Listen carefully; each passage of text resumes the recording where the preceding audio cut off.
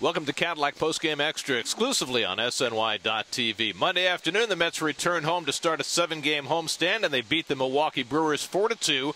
Robert Gsellman, fresh off the news that his time in the rotation is short with the impending return of Steven Matz and Seth Lugo, went out and pitched his best game of the year. I wouldn't say that's a sure thing. I like to see what we're seeing now from the Mets starting pitching, starting with DeGrom, who got into the 9th inning.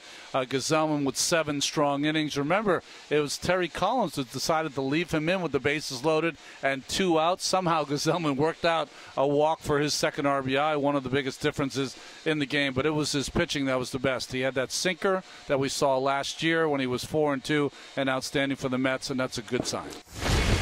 At one time, I looked back on my sheet and I saw, I think, from the 2nd inning on, like 11 ground balls. Even the hits were ground balls. That's the guy we saw last year. That's the guy we know he can be. Every time, you have a great outing, your confidence, goes up. I thought it did well, just keeping the ball down. Rene called a great game and, let the defense, do its job. He was attacking the strike zone. Sinker was good today. Was moving a lot, and he was available to throw it for a strike when he needed a strike. In the big scheme of things, I know what Sandy said today about the possibility of him going to bullpen, and that's going to be the case when we get those other guys back. But we go down the road, you never know where Zach's going to be innings-wise.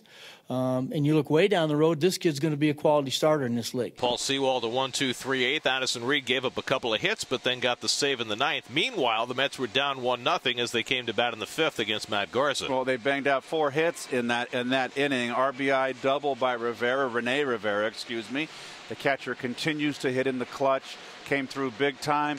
Gsellman was a big part of this win today also, as one of Ronnie would call it a Little League game. He drove in 2 runs with a sacrifice fly and a bases-loaded walk, but got a sac fly in that 4th inning. And then Conforto, who's been struggling a little bit, got a double down the right field line to cap that 3-run inning, and that's all the Mets needed. So the Mets start the homestand with a victory as they beat the Brewers 4-2. Game 2 on Tuesday night. Tyler Pill will make his first major league start for the Mets. Zach Davies goes for the Brewers. Our coverage begins with Cadillac first pitch Tuesday night at 6 o'clock on SNY. That'll do it for Cadillac Postgame Extra. Be sure to join us after every game for exclusive coverage on SNY.TV.